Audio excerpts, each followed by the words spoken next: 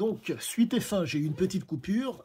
Donc, sur ma 8e lecture, pardonnez-moi, croisée de Parodie et de Sarah. Je n'ai pas encore fini Sarah, mais Parodie a été fini. Bref, et la fameuse conscience dont je vous parlais précédemment. On est vraiment face à quelque chose qui, pour moi, je ne dirais pas qu'il tient du miracle, car nous ne sommes pas face à un homme qui est croyant, nous sommes face à un homme qui est pratiquant. Donc, pour pouvoir d'autant mieux comprendre mes propos, voilà ce qu'il en est. L'usage, la consommation, l'activité, c'est le propre de l'addict. Dans le cas de cet homme qui est à l'âge de 23 ans, donc au Canada, vous vous retrouvez face à un homme qui va utiliser au niveau cérébral et au niveau physique ses aptitudes pour pouvoir être le personnage qu'il s'est créé. Nous ne sommes pas face à un homme qui va vouloir se projeter dans un avenir, mais juste dans un futur. Le détail vaut son pesant d'or et il faut le comprendre. Ce fils de militaire, ce fils de voyageuse se retrouve avec ces gènes, si je puis dire, qui ont été donc stimulés, qui ont été activés et qui ont été donc réactives aux situations qui sont présentées tout au long de sa vie, en tout cas déjà durant son enfance, se retrouve donc dans un lieu où il va pouvoir donner sa pleine mesure. Il faut partir sur le postulat suivant. Je vous parlais du juste dans la précédente vidéo. Maintenant, il faut ne pas négliger cette chose qui est fondamentale, le texte, qui donne le contexte et qui donc est susceptible d'expliquer le prétexte. C'est pour cela que je reste vaille que vaille, si je puis dire, sur le texte. Mon objectif est de vous faire comprendre que le mot juste est une nécessité absolue.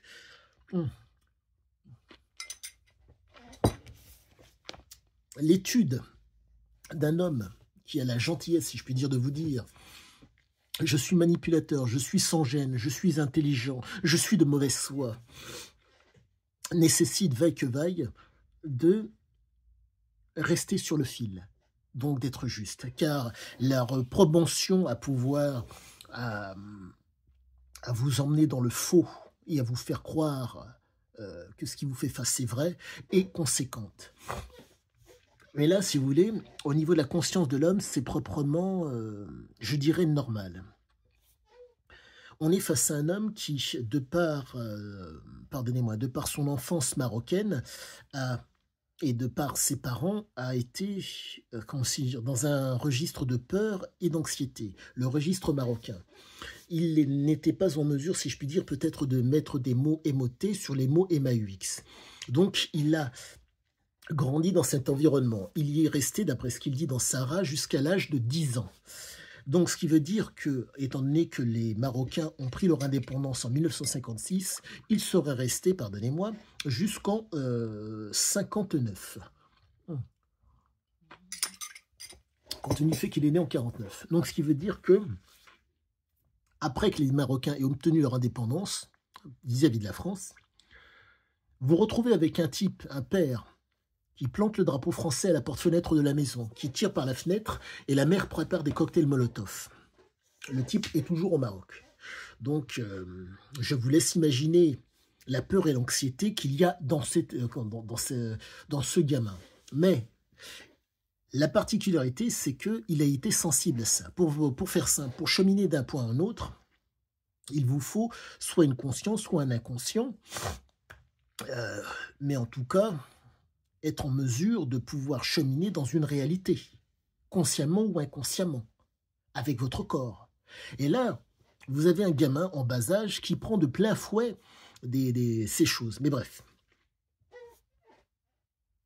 ça permet de faire émerger un comportement qui fait que, pour pouvoir faire face à une réalité,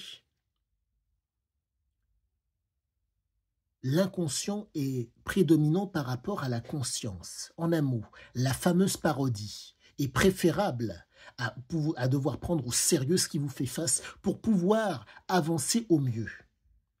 Et donc, tout s'explique. Tout s'explique. Et là, c'est vraiment, pour reprendre une de ces phrases dans Sarah, du billard.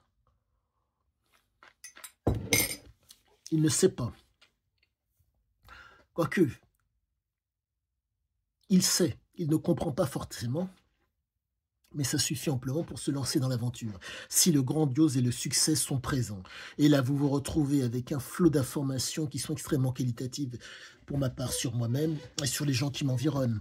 Ce besoin de présentation, de représentation, qui fait que vous avez des gens qui vont émettre une opinion à partir de la couverture du livre. Mais par contre, ouvrir le livre pour savoir ce qu'il en est, ça ne les intéresse pas plus. Et là, vous voyez l'arnaque, vous voyez le maintien, tout ça ne peut pas tenir. Comment voulez-vous qu'un type qui doit être 24 heures, quasiment sur 24, dans le rôle mensonger, manipulatoire et induisant en erreur, puisse tenir le choc? Ce n'est pas possible. Il arrive un moment donné où ça explose. Pour reprendre l'explication scientifique, une cellule autonome dans un réseau est forte. Si elle est indépendante du réseau, elle explose. L'indépendance de Csikszentmihalyi par rapport aux choses qui l'environnaient, le mensonge, la manipulation, le fait d'induire en erreur et la mauvaise foi. À un moment donné, plus, entre guillemets, t'en vas la cruche à l'eau qu'un jour elle se casse. Mais là, c'est entre l'eau, le whisky, si je puis dire, et les substances psychotropes qu'il a pris à foison, la cruche, elle ne pouvait que... L'usure était d'autant plus prématurée. Mais l'usure était peut-être prématurée, mais il ne pouvait pas faire autrement. Au niveau véno-circulatoire, au niveau des neurones, au niveau véno-circulatoire, il y avait un besoin, vaille que vaille, d'une vigilance. On est face à un mec qui trouvait, si je puis dire, la façon de se traiter. Le comportement qu'il a et la conduite qu'il a sont faits pour solutionner la situation. Nous ne sommes pas face à un homme qui subit, nous sommes face à un homme qui agit. Mais la problématique, c'est que le niveau d'intensité et de violence qu'il se faisait subir et faisait subir aux autres, fait qu'à un moment donné, ça explose. La fameuse homéostasie, qui consiste donc à maintenir à l'équilibre l'organisme, fait que vous avez donc la phase d'alerte, la phase de résistance pour revenir à l'équilibre, et si on continue, il y a épuisement. Donc je vous laisse imaginer, tenancier d'un bar, d'un restaurant, tenancier d'un bar clandestin, utilisant des moyens de voyous pour faire que l'affaire vienne à décoller, faire en sorte que pardonnez-moi, l'affaire le restaurant, et faire en sorte d'être le propriétaire du casino qui au demeurant ne lui appartient pas. Quelqu'un est déjà entre les murs, à les murs. Ben, lui va être le propriétaire. Donc on se retrouve face à un type d'une intelligence extrême. Il expose des faits, mais tout en les masquant. Ce qui veut dire que dans le restaurant, il prend des gens qui sont, pas borderline, mais en situation illégale. Il a une autorité sur eux. Il les upgrade, comme diraient certains. En un mot, il leur donne le moyen de pouvoir gagner d'autant mieux leur vie. Ben, en les exploitant d'autant plus. Ils acceptent. De l'autre côté, ah oui,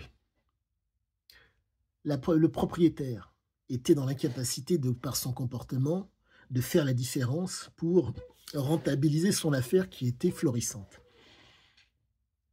Regard extérieur, approche, si je puis dire, un tant soit peu exagérée, mais qui a fait toute la différence. L'exagération qu'il était en mesure de pratiquer. Il faut comprendre que vous pouvez être dans une situation qui peut être adéquate pour vous, mais si vous n'avez pas l'envergure pour, en un mot, vous ne pouvez pas. Nous sommes face à un homme qui fait la différence. Pas une fois, pas deux fois, pas trois fois, pas quatre fois, chaque fois. Donc je vous laisse imaginer cet homme qui est un adepte donc de l'exagération, de l'évidence qui s'impose, et donc qui fait que la conduite sera bien précise pour la réalisation, ne pouvait qu'y arriver. Nous sommes réellement face à quelque chose d'une très très grande intelligence. Pour peu que vous ayez du vécu, vous comprendrez et vous verrez ce qu'il en est. Si vous n'avez pas de vécu, la stimulation du texte sera d'autant plus belle. Moi, il s'avère que je n'ai pas de vécu de voyou. J'essaie de comprendre un voyou. Et donc, ce que cela m'amène au quotidien est proprement génial. Le systématisme, les habitudes, le rythme et la routine font que ce sont des éléments que je comprends et que je vais devoir appliquer dans ma vie pour écrire quelque chose d'autant plus qualitatif. Mais quoi qu'il en soit, grâce à lui, le qualitatif sera là. Deuxième vidéo donc, deuxième vidéo et fin sur le fameux livre parodie. À tous, excellente fin de journée et à bientôt.